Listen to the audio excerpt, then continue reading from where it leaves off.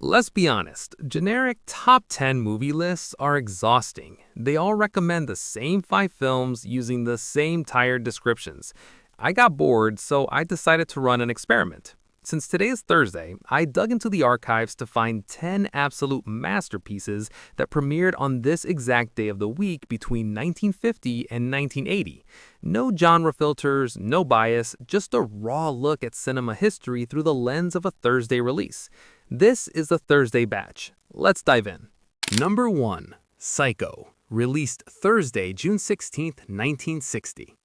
It was a hot Thursday in New York City.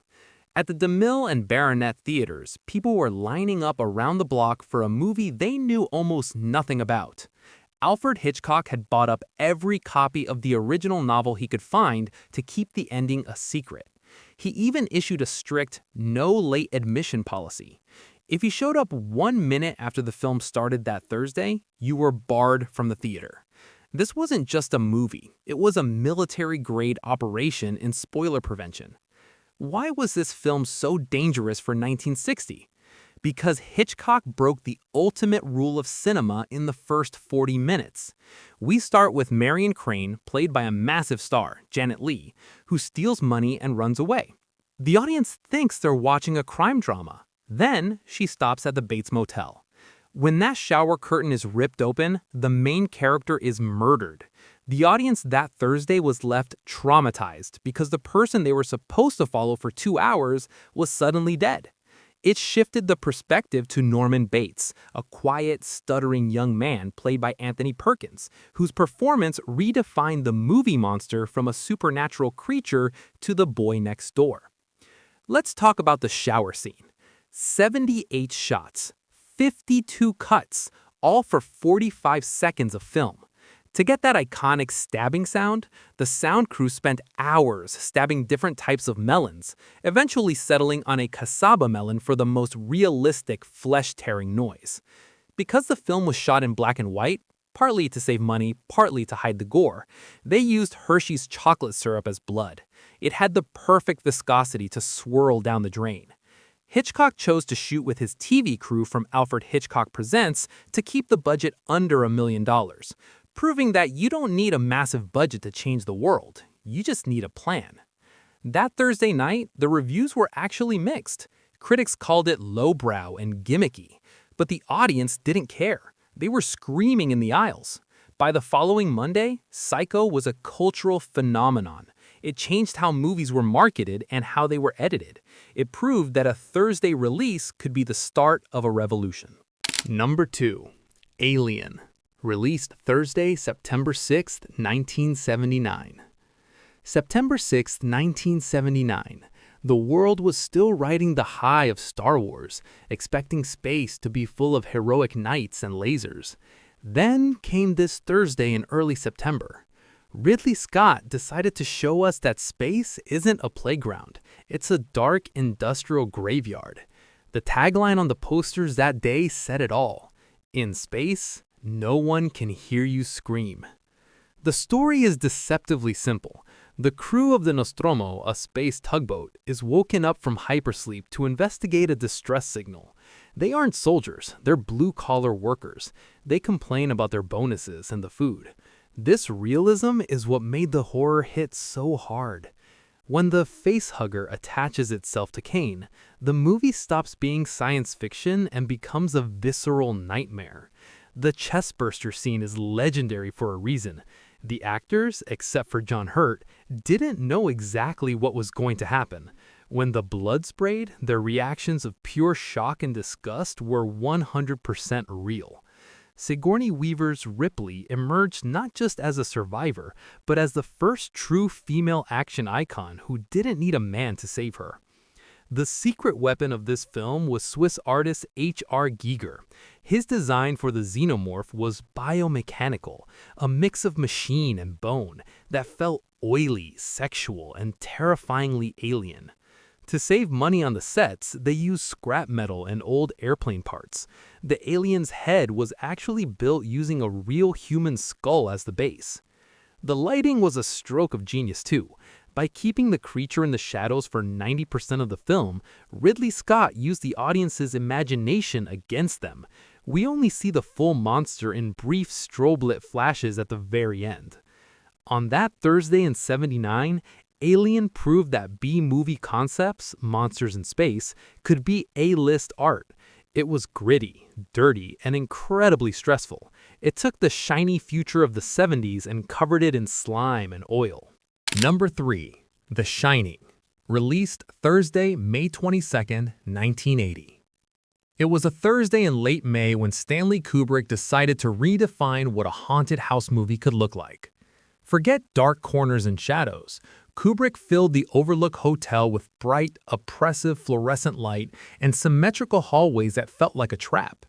The story of Jack Torrance, a recovering alcoholic taking his family to an isolated hotel for the winter, seems simple on paper, but the production was anything but. Kubrick was a notorious perfectionist, often pushing his actors to the brink of mental collapse.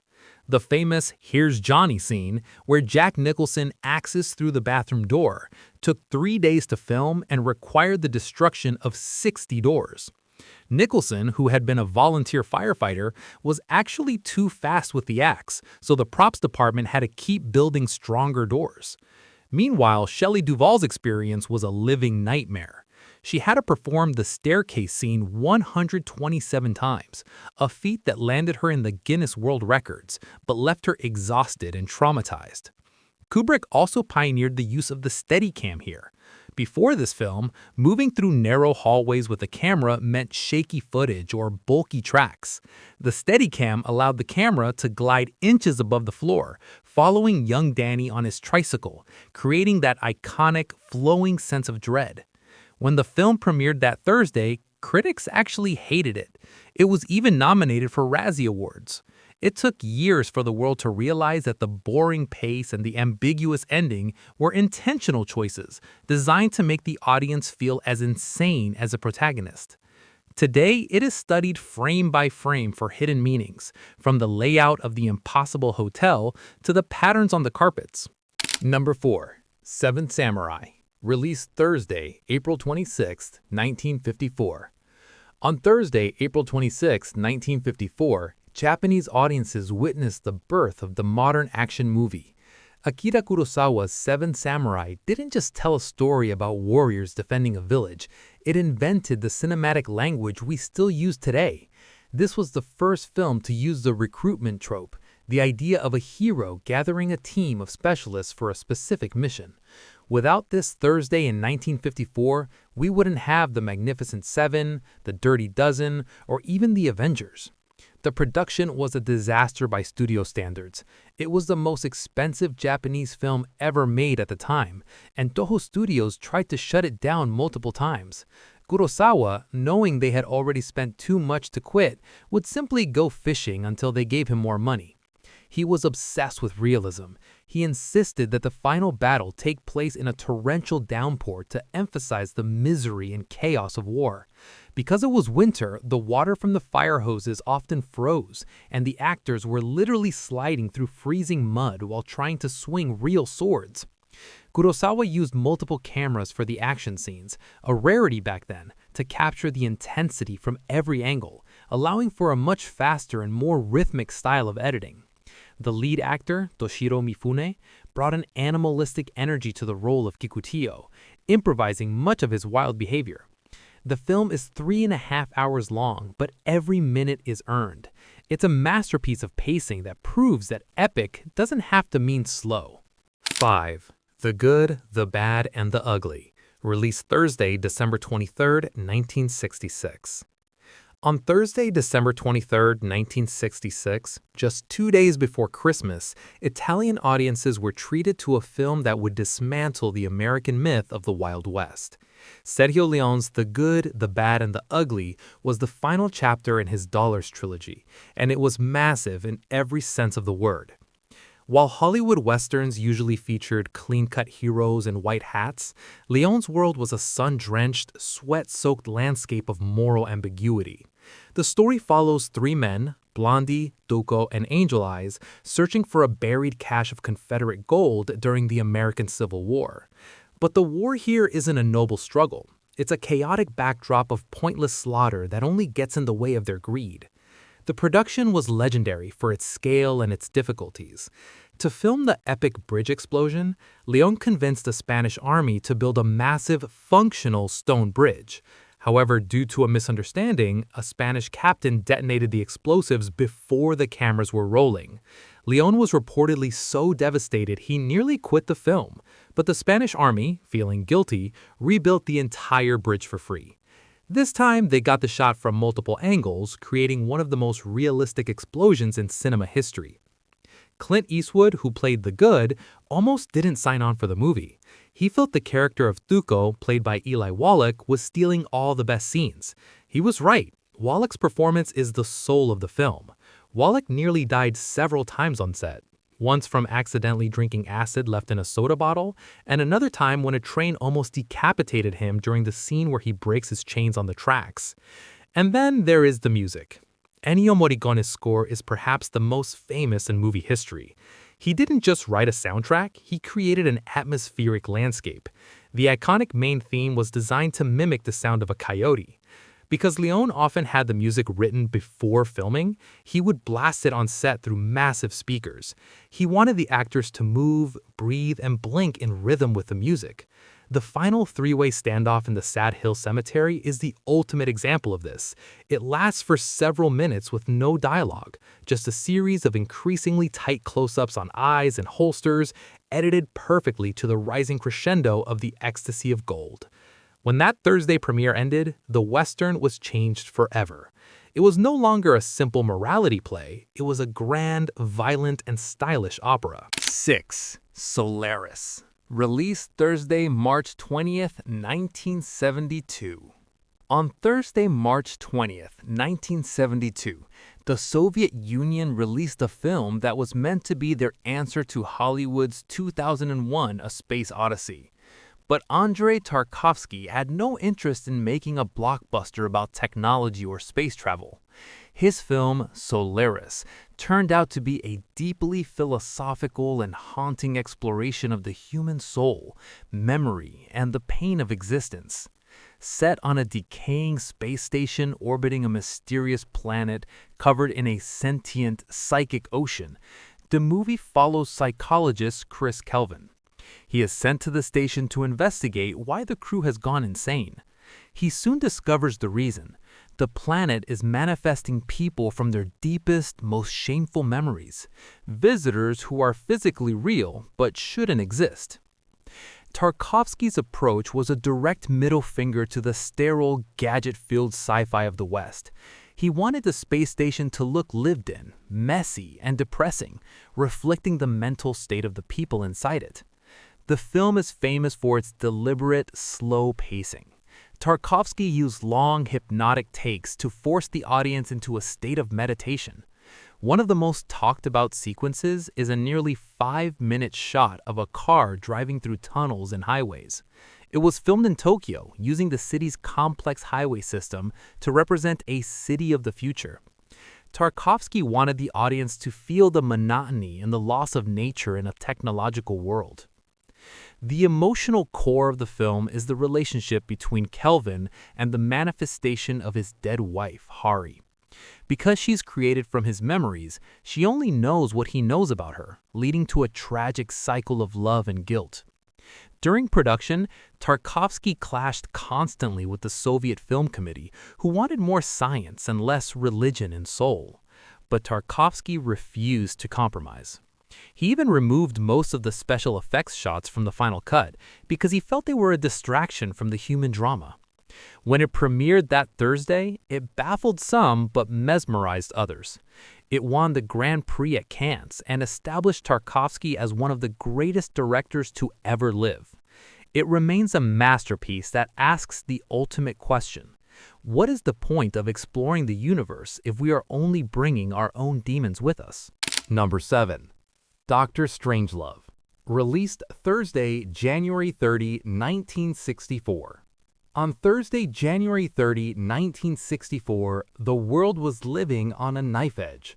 The Cold War was at its peak, and the fear of nuclear annihilation wasn't just a movie trope. It was a daily reality. This was the day Stanley Kubrick released Dr. Strangelove, or How I Learned to Stop Worrying and Love the Bomb. Originally, Kubrick intended to film a dead-serious thriller about an accidental nuclear exchange.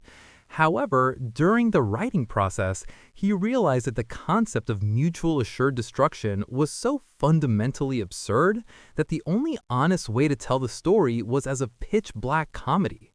The undisputed star of the film was Peter Sellers, who performed a miraculous acting feat by playing 3 distinct lead roles: the stoic British group captain Mandrake, the mild-mannered U.S. President Merkin Muffley, and the titular Dr. Strangelove, a wheelchair-bound former Nazi scientist turned nuclear strategist. Sellers was actually supposed to play a 4th role, the pilot of the B-52 bomber, but a leg injury prevented him from filming in the cramped cockpit set. This led to the casting of Slim Pickens, a veteran of Western movies, who famously didn't even know the film was a comedy. Kubrick intentionally kept Pickens in the dark, encouraging him to play the role with 100% sincerity. This resulted in one of the most iconic images in cinema: Pickens hooting and hollering as he rides a nuclear bomb down to the ground like a rodeo bull. Visually, the film is defined by the War Room, a massive futuristic set designed by Ken Adam. The set was so convincing that when Ronald Reagan became president years later, he reportedly asked his staff where the War Room was located, believing it to be a real part of the White House. Kubrick insisted that the giant triangular table in the center be covered in green felt, like a poker table, to symbolize the world leaders gambling with human civilization. Even though the film was shot in black and white, Kubrick wanted the actors to feel the psychological weight of that game. When the film premiered that Thursday, it shocked audiences with its cynicism, but it has since become a timeless classic that proves laughter is sometimes the only weapon we have against absolute madness. Number 8. 12 Angry Men, released Thursday, April 10th, 1957. On Thursday, April 10, 1957, a film premiered that proved you don't need car chases, explosions, or multiple locations to create world-class tension. Sidney Lumet's directorial debut, 12 Angry Men, takes place almost entirely within the 4 walls of a sweltering, cramped jury room. 12 men are tasked with deciding the fate of an 18-year-old boy accused of murdering his father. If they find him guilty, he faces the electric chair. At the start of the deliberations, 11 men are certain of his guilt. Only one man, played by Henry Fonda, votes not guilty. Not because he is sure of the boy's innocence, but because he believes a life-or-death decision deserves more than 5 minutes of discussion. The film is a masterclass in psychological warfare, and Lumet used ingenious technical tricks to make the audience feel the rising pressure. Shooting lasted only 21 days, but the preparation was meticulous. To create a growing sense of claustrophobia as the men's tempers flared, Lumet gradually changed the camera lenses throughout the production. At the beginning, he used wide-angle lenses to make the room appear spacious. As the story progressed, he switched to telephoto lenses, which visually compressed the space, making the walls and the other jurors appear to be closing in on the characters. By the final act, the camera dropped below eye level, forcing the viewer to feel trapped inside the conflict. Henry Fonda didn't just star in the film. He put his own money on the line as a producer because he believed so strongly in the script's message about justice and prejudice. Despite the critical acclaim it eventually received, the film was actually a box office failure when it first opened on that Thursday in 1957. American audiences at the time weren't interested in watching 12 men argue in a single room for 90 minutes. Recognition only came later through television broadcasts and international film festivals. Today, it stands as the gold standard for screenwriting and a powerful reminder of the courage it takes to stand alone against the crowd, even when the heat, both literal and metaphorical, is unbearable. Number 9. Breathless, released Thursday, March 16, 1960. On Thursday, March 16, 1960, a film premiered in Paris that effectively declared war on the traditional way of making movies. Jean-Luc Godard's Breathless, originally Abu de Souffle, wasn't just a new release. It was the explosion that ignited the French New Wave.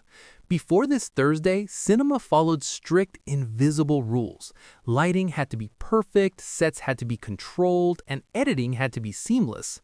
Godard threw all of that out the window. He shot the film on the streets of Paris without permits, using a handheld camera and natural light. He didn't even have a finished script. He wrote the dialogue in a notebook every morning at a cafe before the actors arrived on set. The most revolutionary aspect of the film was the jump cut. In 1960, if you cut a scene, it was supposed to flow logically to the next moment in time. Godard did something jarring. He cut out small chunks of film within a single continuous shot. If a character was driving a car, he would cut 3 seconds here and 5 seconds there, making the character seem to jump forward in time. Originally, he did this because the film was too long and the producer demanded he shorten it. Instead of cutting out whole scenes, Godard decided to just cut out the boring parts of the shots. This created a frantic, jazzy energy that felt exactly like the pulse of the 1960s. The film stars Jean-Paul Belmondo as Michel, a small-time hoodlum who fancies himself a movie gangster modeled after Humphrey Bogart. Belmondo's performance, constantly smoking, breaking the fourth wall to talk to the audience, and acting with a reckless cool, made him an international icon overnight. His chemistry with Jean Seberg, who played the American student Patricia, was electric. They spent nearly 20 minutes of the film just talking in a bedroom, a scene that broke all pacing rules of the era, but felt more real than anything audiences had ever seen. When the credits rolled that Thursday, the old guard of cinema was dead. Godard had proven that you didn't need a studio's permission or a massive budget to make a masterpiece. You just needed a camera and a vision. Number 10. Halloween. Released Thursday, October 25th, 1978. On Thursday, October 25th, 1978, a small independent film was released that would create the DNA for nearly every horror movie of the next 40 years. John Carpenter's Halloween was made on a shoestring budget of just over $300,000, which was tiny even by 1970 standards. Because they had so little money, the production was a masterclass in DIY filmmaking. The crew was so small that everyone did multiple jobs, and the famous mask worn by the killer, Michael Myers, was actually a $2 Captain Kirk mask purchased from a local toy store. The crew spray painted it bluish white, ripped off the sideburns, and widened the eye holes, accidentally creating one of the most terrifying faces in cinematic history. What makes Halloween a masterpiece of suspense is what you don't see. Carpenter used the Panaglide camera system, a predecessor to the Steadicam, to create long, flowing point-of-view shots. On that Thursday in '78, audiences were terrified because the camera made them feel like they were the killer, stalking through the bushes of a quiet suburban neighborhood. Carpenter also composed and performed the music himself because he couldn't afford a professional orchestra. He used a simple, repetitive 5/4 time signature on a piano, creating a sense of relentless, ticking dread that became the film's heartbeat. The film also introduced the world to Jamie Lee Curtis, the daughter of Psycho star Janet Leigh, establishing her as the ultimate final girl. Unlike other horror films of the time, Halloween wasn't interested in gore. It was interested in the boogeyman, an unstoppable, faithless force of nature. During the filming in Southern California, it was actually the middle of spring, so the crew had to use bags of painted brown leaves and move them from house to house to make it look like October in Illinois.